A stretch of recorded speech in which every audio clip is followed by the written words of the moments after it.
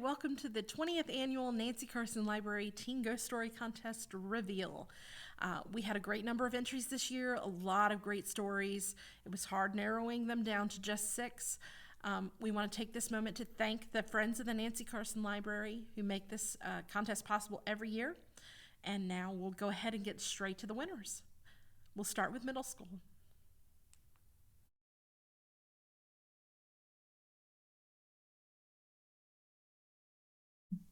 Our third place middle school winner is Aaliyah Raquel Sabo, and she is a student at Our Lady of Peace Catholic School, and the story is called Norberto. I blink my eyes open and survey my surroundings. Where am I? It looks like my room, my school pictures on the wall for each school year, my trophies and awards that I won for my good grades, my martial arts belts and certificates. But there's the difference. They're all on the floor, shattered, little drops of blood on the wall and across the shards of glass. I sat bolt upright in the chair at my desk, looking around warily. What in the world happened here? Ma, are you home? No, she wouldn't be. She doesn't live here. I do. Silly me. She lives at the Centerville Cemetery with my grandparents. How could I have forgotten? I should probably go visit her. It's been a while.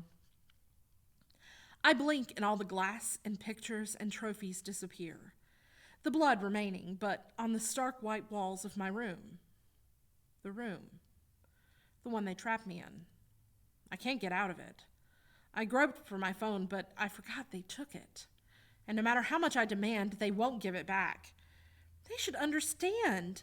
The way you help someone with low tolerance for other stupidity, that's all it is. Low tolerance for other stupidity is by setting them free, not locking them in a white room. And you don't tell them they're schizophrenic, bipolar, insane. It only makes it worse. I stood up. I'm wearing the doctor's coat and was sitting in his chair.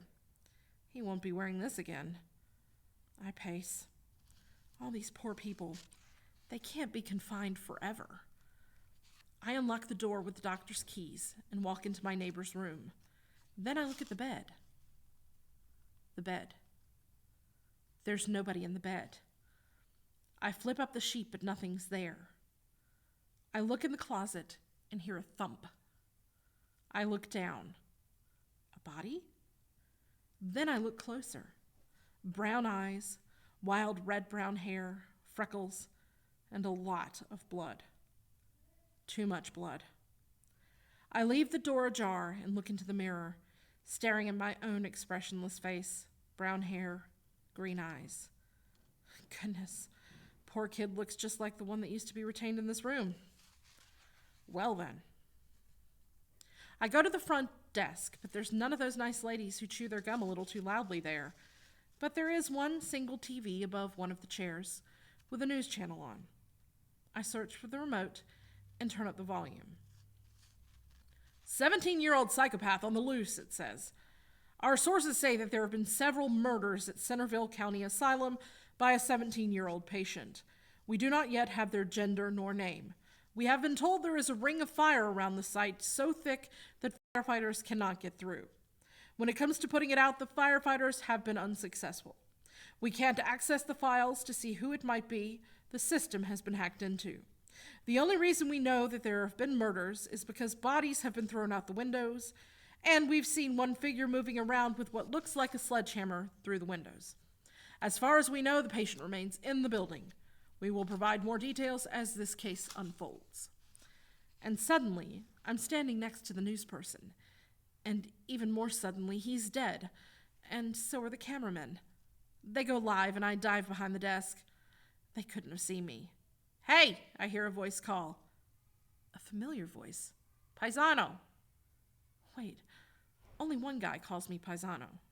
Kiddo, come on. Or a kiddo. I shake my head. It can't be. There's no way that's him. I curl up smaller behind the desk. It's just my mind playing games with me. I know you're here, kid, and I know where, so come out from where you're hiding. No, it's not him. No way. Yo, kid, look what you did. Ugh, this is disgusting. My eye twitched. I didn't do anything wrong. They called me a psycho. They deserved it. Come on, Paisano, get out of there. I'm trying to help you out here. No, he's not, because he can't. Look, I don't want you to end up like me, so I want to get you out of here or help you before you do. I want to be like him. He was always so cool, always so much fun. I know what you're thinking, kid, and I ain't all that great. Yes, you are, I thought to him. You always were. Don't think like that, Paisano. Just come out. Let me see you. Like a puppet, I step out from behind the desk. The live button is off. And my brother's there, standing with his arms outstretched in his leather jacket. He was wearing his Trussardi sunglasses and a Toscano cigar hanging from his mouth unlit. He seemed so real, looked so alive. I walked closer to him, his usual smoky smell mixed with the smell of booze, pulling me even closer toward him. But there's an eerie smell, too. He smelt old. I reach out to hug him, but it's not the same. His body is cold, unrelaxed. Fratello, that ain't you. Ain't me? What makes you say that?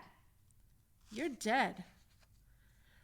I woke up with a start in a concrete room surrounded by metal bars with a toilet in one corner. I stood up, my throbbing head sobering me. What in the world? I looked down at the bed, if that's even what you could classify it as. It was metal with a thin sheet on it. The pillow was dirty and flat. This is where Il mio fratello, my brother, died. He was young and was beaten to death by some huge guy who just hated people. The guy was charged with murder. I looked to my right and my brother was there again, seemingly less real than before, his figure slightly transparent.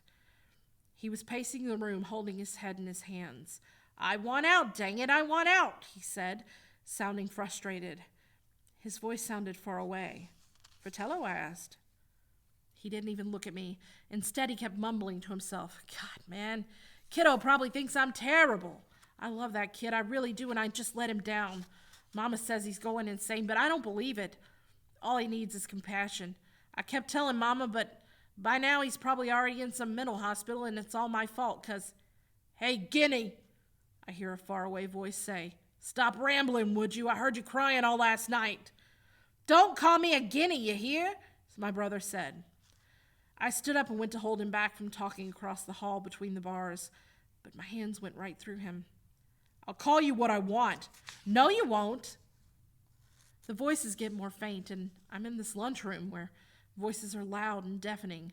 So many voices, and everybody's a bit transparent. But my brother and the big guy are oblique. Fratello, guardami, fratello, sono qui, I called. Brother, look at me. Brother, I'm here. Get away from him, man. Don't say nothing. I called to him as I got closer. He was oblique now. He has to see me. He was talking trash with the big guy. What's your guinea brother's name, huh? His name's Norberto. Norberto? The guy laughed, wheezing. God, what a name. My brother nodded. He's a heck of a kid. Name like that and I'd be a psychopath too. At this, my brother stiffened. My brother is not a psychopath. Oh, but your father was. I hear all about him in this jail from the old guys. They say he got sent off to an asylum. Is that true, Guinea boy? Next thing I knew, my brother threw a punch, missed, and the other guy punched him in the throat. And he wouldn't stop. Just kept beating him until the police pulled him off. Victor, I cried. I wanted to hurt the guy, revive Victor, something. I can't do anything, though. It's not real. A paramedic ran up to Vic, who was gasping for air. Sir, is there anything I can do? She asked him. Yeah, he choked. Tell Mama she's wrong, and he coughed. Kiddo, I love him. And he was gone. My brother was gone. I awoke in a dark place, wires attached to my head, my face, my arms. He's awake, I heard. I let him down, I croaked, tears streaming from my eyes. A woman walked up to me and examined my face. I'm a psycho, ain't I? I asked her, but not giving her a chance to answer. My brother said I wasn't, but stop talking, she said. I am, and my mama was right. He died believing it, you know. Stop talking, please. Victor died believing it. Stop talking, she said. Your blood pressure will run too high. What does it matter? It could kill you. I want to be with Victor. I want to be with Victor and Mama and Papa and Nana. I miss them. Norberto Raggio, please, you need to stop. And everything went black.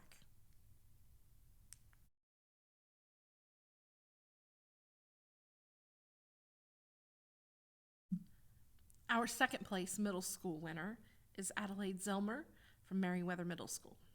This is still as a statue.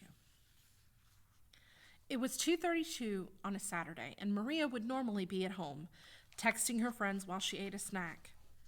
Instead, she was sitting in the back of her mom's car, making the long trip to her dead grandmother's house. Maria's grandmother had never come to visit, nor even sent a birthday card. Maria didn't even know what she looked like. Her mom had never talked about her, had no pictures of her, and even Maria's father had never met her. And now they were moving into her creepy old house. Maria's head flooded with anxious thoughts. She didn't even know what her grandmother's name was, let alone what her house looked like.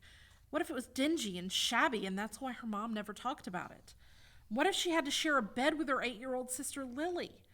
What if they had to use an outhouse instead of a bathroom? Maria marveled at how her sister Lily was able to just sit there quietly, reading an old book about gardening. Lily had pasty skin, unnaturally vibrant blue eyes, and long, beautiful cream-colored hair that fell just below her shoulders. Lily had a tendency to keep to herself, spending more time tending flowers or painting pictures of animals than talking to people. "All right, here we are, kids," their mother said in a forced, cheery voice. Maria whipped her head around and looked out the window and gasped. It was an Art Deco-style mansion. As Maria stared up in awe, her mother chuckled. "Yes, it's grand, isn't it?" she said. She looked happy enough, but her voice sounded strained. Lily glanced up at the house and blinked. "It's beautiful," she said in her delicate voice. Their father only whistled in response. Maria stepped out of the car onto the mossy stone pathway. "Wow," she breathed. "This is awesome."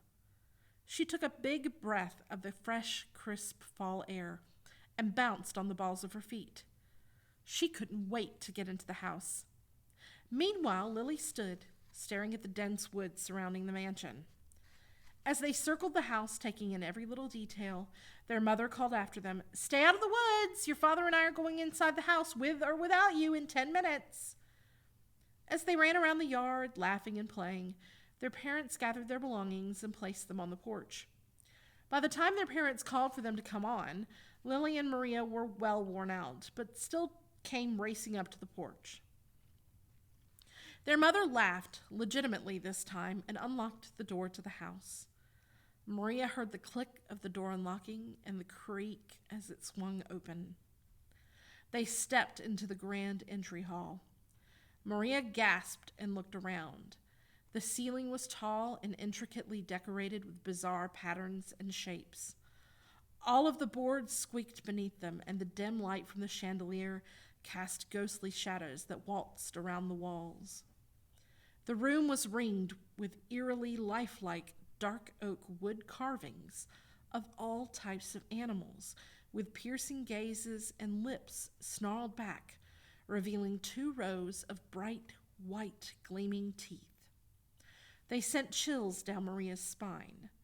She glanced at Lily, who stood transfixed, staring at a wooden wolf that seemed to stare right back at her. Maria nudged her softly. "Lily," she said quietly, "are you okay?" Lily only nodded in response, never taking her eyes off of the oak wolf. "Come on, girls, we need some help carrying these boxes upstairs," their father said perkily. Maria rushed to help them carry up the boxes just to get away from all the creepy statues. Lily was more reluctant. She slowly backed away from the wolf, then turned around and continued, even more slowly, toward the boxes. Maria glanced backwards as she began to climb up the stairs. The wolf was now directly facing her, its jaws curved into a gruesome grin, its teeth gleaming white, and it winked at her. Maria jumped back, yelping in surprise and nearly dropping all the boxes in the process. "Be careful with that now," her father warned. Maria turned around again. Everything was normal. The wolf was staring blankly into the living room. Maria shivered. Had she imagined it? "Sorry," she yelled back. Slowly, she turned back around and continued hauling the heavy boxes upstairs, constantly swiveling around only to find everything just as it had been. Eventually, after countless trips up and down the stairs, all of their luggage was upstairs, and Maria was ready to pass out from exhaustion. "All right, girls," said their mother, who was clearly tired but determined to try and keep the mood light. "We're going to order pizza, and while we're waiting, you girls can go upstairs and explore." Maria nodded, pasted on a fake smile, then turned and said to her sister with forced enthusiasm, "Race you up the stairs!" They stopped where the landing trailed off into a long, dark hallway with countless doors lining each wall. It seemed to go on forever. It smelled damp and musty, like no one had been there in a very, very long time. "I guess we should go choose our bedrooms," said Lily quietly. Nodding, Maria opened the first door on the right and carefully stepped in. It was a study, which would make a very good art studio for Lily. Lily took a while to look around, smiled at Maria, and walked out the door. They tried a few more doors on the hall, all of which opened up into vastly different rooms. There was a sitting room, storage rooms, a laundry room, a library, an office, what appeared to be a classroom, and a room that was completely empty, except for a single desk in the center. At the end of the hall, there was a bedroom with 2 separate bunk beds, a dresser, a wardrobe, and an adjoining bathroom. They dumped their luggage in their respective corners, then ran downstairs to see what their parents were up to. Their mom was sitting at the kitchen table reading one of her cheesy romance novels and sipping chamomile tea. When they asked her where their dad was, she just pointed to the front porch. They pushed the front door open to find their father sitting on the porch, gazing off into the distance. Suddenly, they were startled by the ringing sound of a car horn, and a pizza delivery truck peeled into the driveway. The delivery man got out, handed her father the pizza, then grabbed the money and ran back to his truck. Their father stood up, slapped on a smile, and said, "All right, kiddos, guess dinner's ready." No one spoke as the pizza was cut and dished out. Maria's mom finally broke the awkward silence by asking, "So, how do you like the new house?" Maria shrugged. "It's definitely interesting." Lily just stared off into the distance, nodding her head. There was silence for the rest of the meal. After supper, Lily and Maria got up, kissed their mother goodnight, and went upstairs to their bedroom. They sat across from each other and began to converse. "There's something weird happening here, but I don't know exactly what yet," whispered Maria. Lily whispered back, "I don't think anything's wrong." "What?" Maria asked, confused. "Shh," whispered Lily, "keep it down." Maria fiercely whispered back, "Really? You're telling me you haven't noticed all the creepy statues? And the weird way Mom and Dad are acting? It's probably just emotional for Mom and hard on Dad, and there's nothing creepy about the statues," Lily replied. Maria stood up angrily and climbed into her bunk bed. Lily lay down on another bed and fell asleep immediately. Maria was restless. She had finally drifted off to sleep when suddenly she heard a loud bang, then a high-pitched laugh, much like the yipping of a coyote. Maria held her breath. She was petrified with fear. Finally, after several long minutes, she stood up, tiptoed over to the door, and opened it. She looked up and down the hall. Nothing. Maria carefully closed the door and silently tiptoed back to bed. She didn't get any sleep that night. Over the course of the next few months, weird things kept happening, and they were getting increasingly terrifying. Lily was spending more and more time in the woods and her studio, so much that Maria hardly spoke with her anymore. Once, while Maria was completing her homework, she heard a bang from downstairs. She ran down to see if everyone was okay and found the animal statues all gathered around a fallen chandelier, their teeth gleaming white in the darkness. She tried to tell her parents, but they didn't believe her. They even suggested that she go to therapy. Several weeks later, when Maria's parents were out, Maria got so fed up with the statues that she lost it. She walked over to a bear carving and started yelling at its back. The bear slowly turned around, extended its arms, and let out a vicious growl. Maria screamed. She ran upstairs. "Lily!" Maria shrieked. Maria barged into Lily's art studio. There were jars of paint all around the room, an easel set up in the center of it, and canvases lining the walls. Lily wasn't there. Maria froze. She looked up at the paintings that Lily had made. They'd all seemed normal before, but now she could see in every single one of them the face of a nasty, snarling carving with gleaming white teeth. Maria screamed in shock. The studio door slammed open, almost causing Maria to collapse into the floor. "It's all right," said a soothing elderly voice. "I mean you no harm, child." Maria looked up. "Lily? What on earth? What's wrong with you?" Standing in the doorway was Lily, and behind her were the animal statues, seemingly alive with energy. "Let me explain something to you, child," the elderly voice rasped. "What is wrong with you? This is not funny," Maria shouted hysterically. "I am not Lily, my child. I am your grandmother."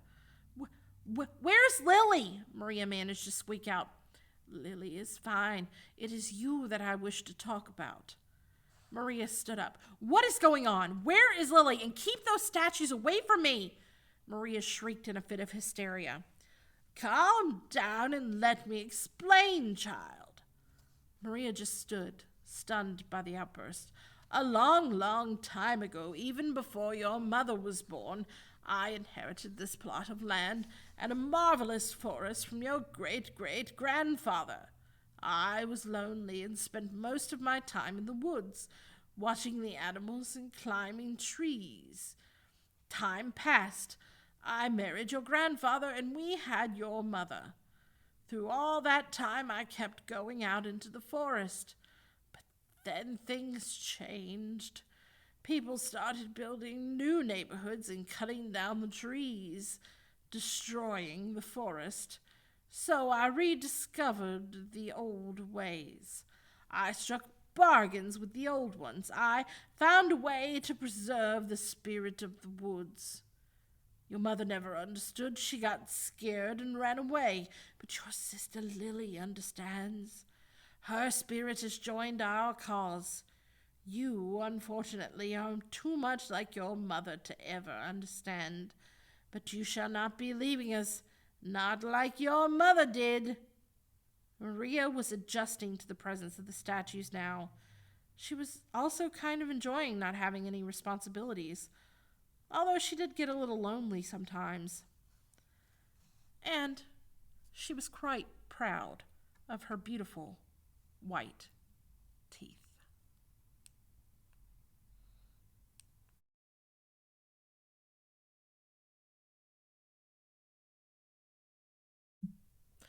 And now our first place winner, Megan Wetzel from Meriwether Middle School. This is called Relative of a Dead Man. There's so many ways to die, maybe too many. The date was November 27th, 1944.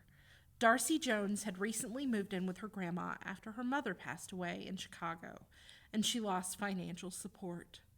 The rest of her family was already dead due to a house fire when Darcy was young. In the 6 months that Darcy had been living in Barrington, Illinois with her grandma, she had accumulated one friend, Ray Windsor. Ray was a nerdy girl. She read every news article and wore thick glasses that often slid down her nose. She had a small and frail frame, while Darcy had broad shoulders, short blonde hair, and loved sports. When Ray came to Darcy's house this fine morning, she seemed eager to tell a story that Darcy could care less about. You know, it's been exactly 10 years since Lester Joseph Gillis died. Ray spoke, walking beside Darcy on the sidewalk. Darcy looked puzzled. George Nelson? Ray tried. Nothing from the tall girl next to her. Babyface Nelson? She attempted one last time.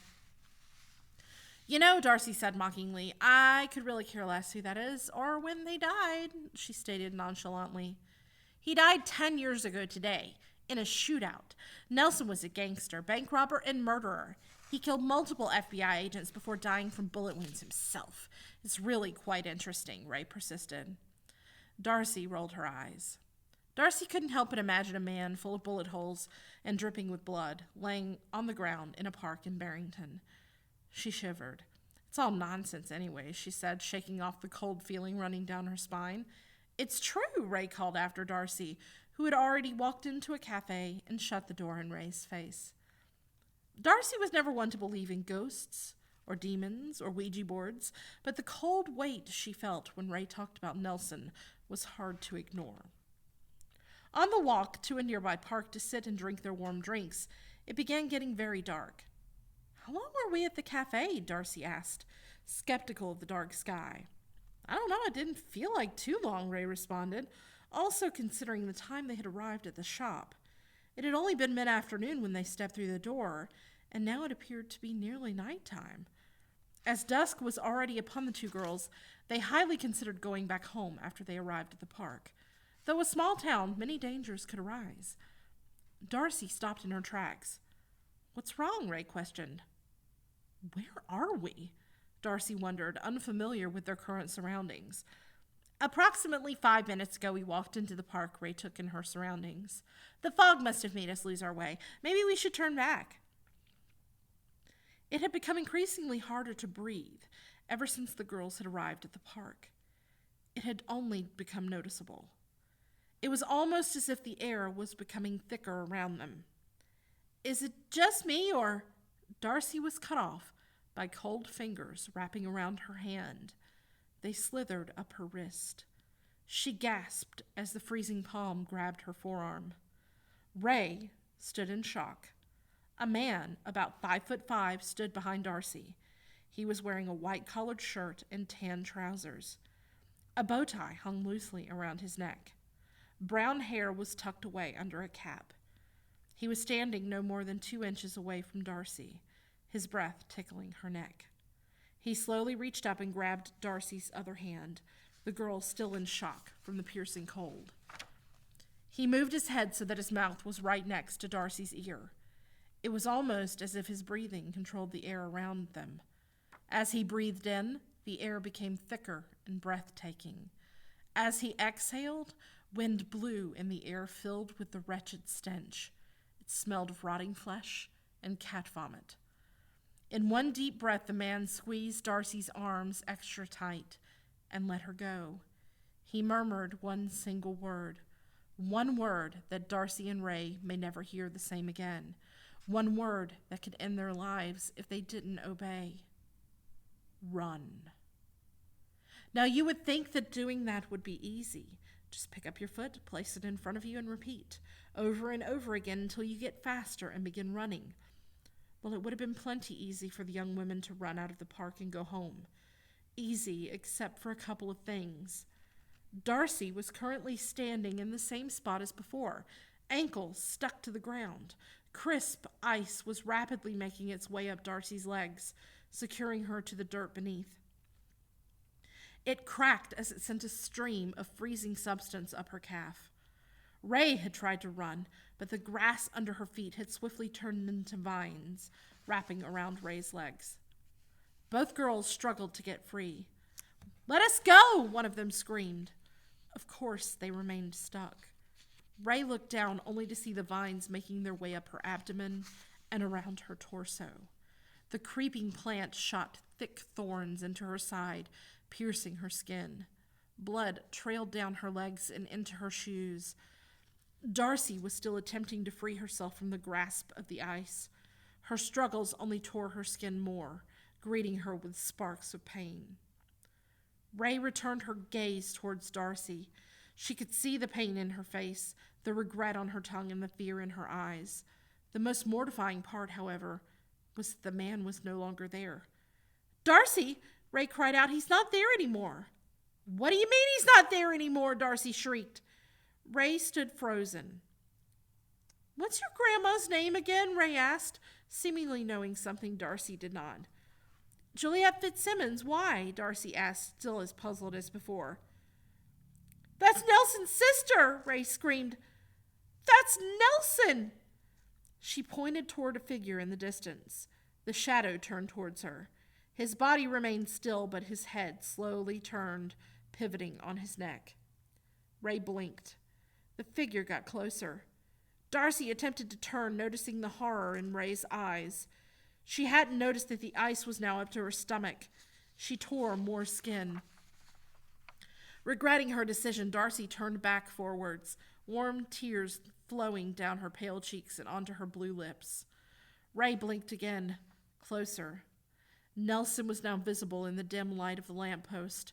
His face was round and plump, exactly where he got his name from. He was covered in bullet wounds, holes covering his body. One was placed strategically in the center of his forehead, one that would definitely have killed him. The flesh around the hole curled outwards, red and gooey. The cavity oozed thick blood. Another was placed on his side. You couldn't clearly see the wound due to the shirt, but the dark red liquid attached his shirt to his skin. Ray blinked twice more. Closer and closer it got. Babyface Nelson was now only 4 feet away from the girls. His lips and teeth were covered in blood. He snarled at them. "Darcy!" Ray shouted. "You're the relative of a dead man." "A lot of my family is dead," Darcy yelled back. "Well, this one's a ghost," Ray blinked. Closer. There was another bullet wound in his shoulder. The fabric around it was torn, making it visible to Ray. The vines around her snaked up her neck. Blink. Closer.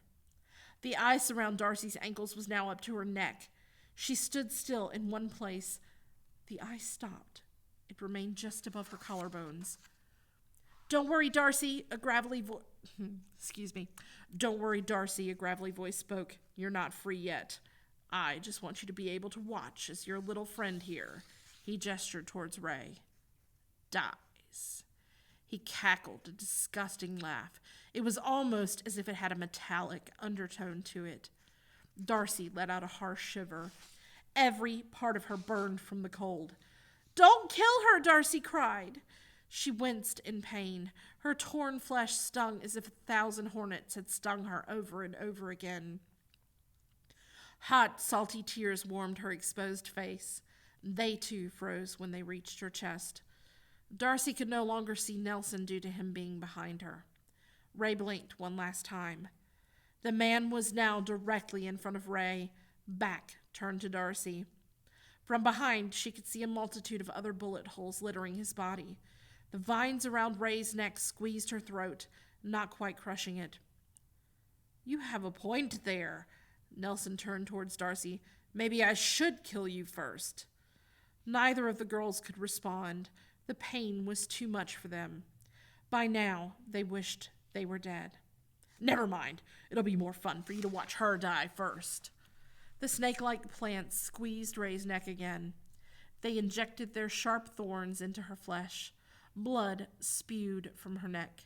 She struggled to gain her last breath as her knees gave way, and she fell into the mass of thorns below. Darcy gritted her teeth. Her best and only friend had just died before her eyes. It was all his fault. She was going to kill him. Wait, he's already dead. Never mind. She'll make sure he suffers. How do you make a dead man suffer? Darcy was going to make sure he paid. "You know, little girl, I'm your only relative left," Nelson said in a sing-song voice. "Are you forgetting my grandma, your own sister?" Darcy attempted to prove him wrong. "Oh, I already took care of her." No, there's no way. I was just with her this morning." This morning? Girl, you've been here for a week. I've killed her since then." Darcy looked confused and extremely worried. Yes, her body is rotting alone as we speak." Nelson had a pleased smirk on his face. And where exactly is here? Darcy stuttered.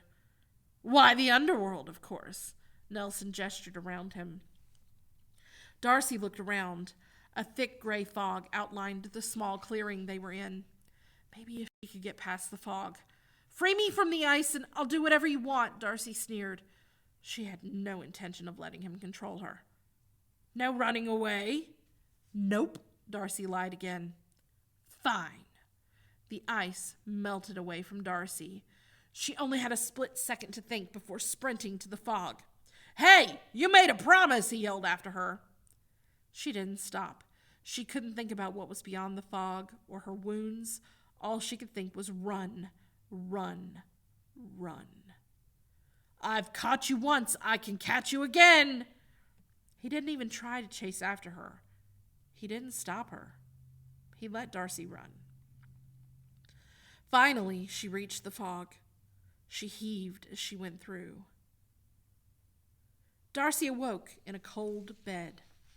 She shot up. Was it all a dream? Is Ray still alive?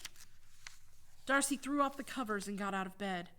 She thrust open the front door and ran straight out of the house. She didn't even notice her grandma's swollen body lying lifelessly on the kitchen floor.